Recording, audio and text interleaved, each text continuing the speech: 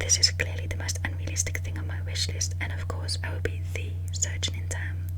Let me rewind a little bit. Since I was a kid, I knew I wanted to be a doctor. I was never told that I couldn't be, and as a child of 11, I learned very quickly that the only things my parents truly cared about were A, how we treated people, and B, how seriously we took education. So as I would come home every day with a new idea, like telling my mom I wanted to go to the moon, the usual response would be along the lines of, great, I'll pack your lunch. By the age of 15, I had graduated from high school, and only a month later, I'd enrolled in and began medical school.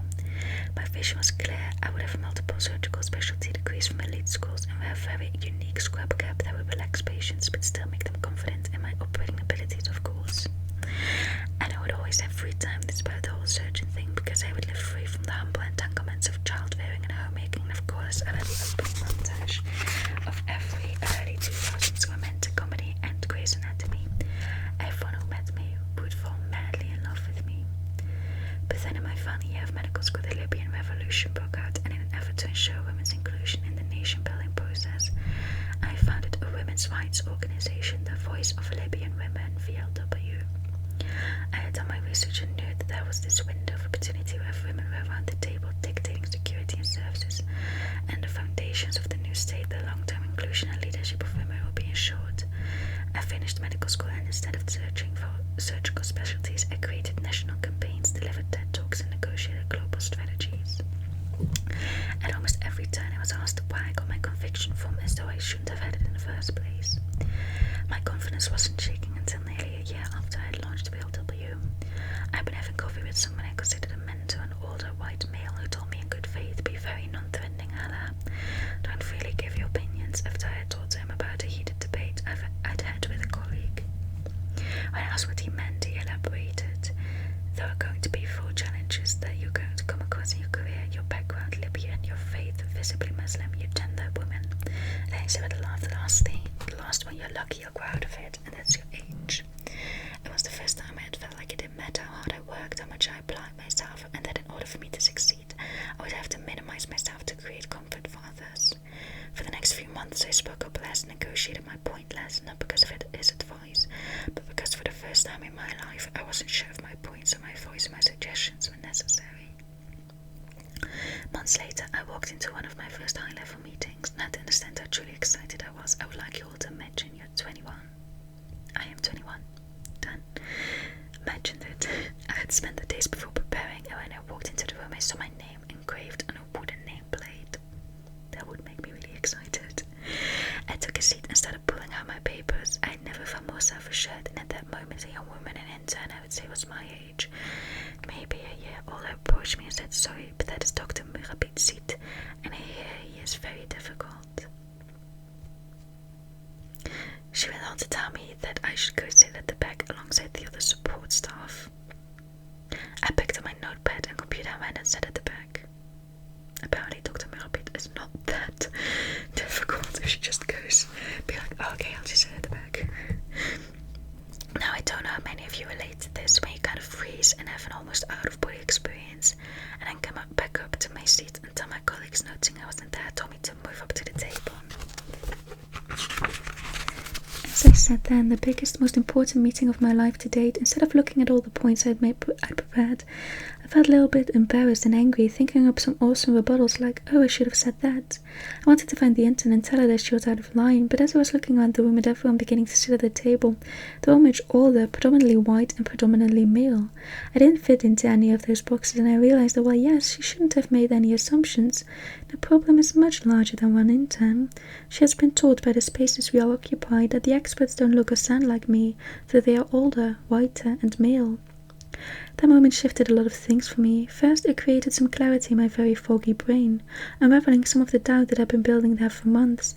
And second, it turned my hyper-perfectionist, competitive strategy-starved brain onto a bigger challenge, that the only way we can become more inclusive and ultimately more legitimate and successful at ensuring peace, prosperity and women's rights is by ensuring that all people can see themselves at the table, and that young women in particular have role models, mentors, and the necessary support and amplification to ensure that we occupy those spaces.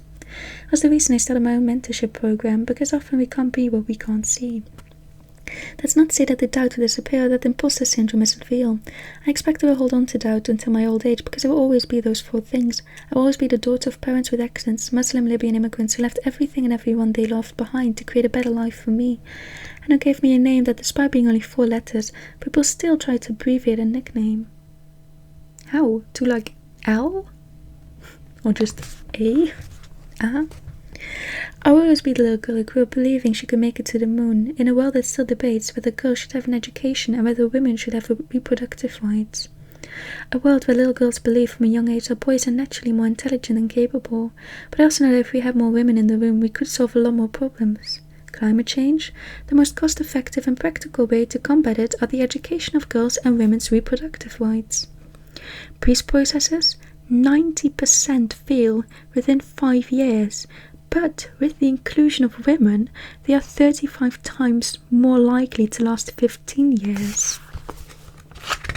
Economic growth? If 10% of the girls in a country are educated, they increase the GDP by 2 to 3%.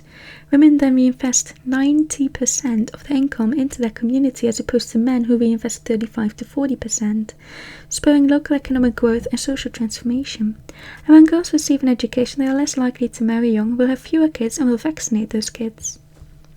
So yes, it has taken me years, and will probably take me a lifetime more, and while my hands still shake sometimes and my voice falters, one thing I have never been more sure of is what others see as your weaknesses, challenges, or reasons to other you are often the very things that make you work twice as hard, read twice as quickly, and try twice as much.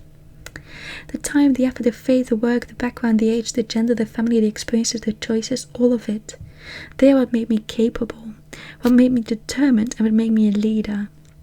And I will bet my 10-year-old dream yellow VW Beetle, they are what make you a leader as well. I will always be the little girl who grew up believing she could make it to the moon in a world that still debates whether girls should have an education and whether women should have reproductive rights. Very powerful essay by Alaa Murabit. And I still feel like that as well, and I think it's great that she has that mentorship program. I would have never seen myself at that table, and for me, my inspiration was Emma Watson when I saw her in her suit at the UN speaking for he for she. That was when I thought, because she was in her early 20s, I was like, she is sitting at that table with all these old people, with all these men. She is there and she's speaking up. And in the beginning she was a little bit nervous as well. You could hear she said, "You're probably thinking, why is this Harry Potter girl talking to us?" And she kind of laughed, but nobody else really laughed. That nervousness will always be there, but she made it to that table. Alaa Murabit made it to that table. And I think that is so inspirational. And when people who've made it can mentor, coach girls into also making it to the table, then those people can also coach it until being at the table for young girls, for young women, is just as natural as it is for old white men. And Alaa Murabit is right. It would solve a lot of problems if women got more involved and got to get to occupy those spaces. Very powerful stuff. Thank you for watching, and I will see you in the next one. Bye.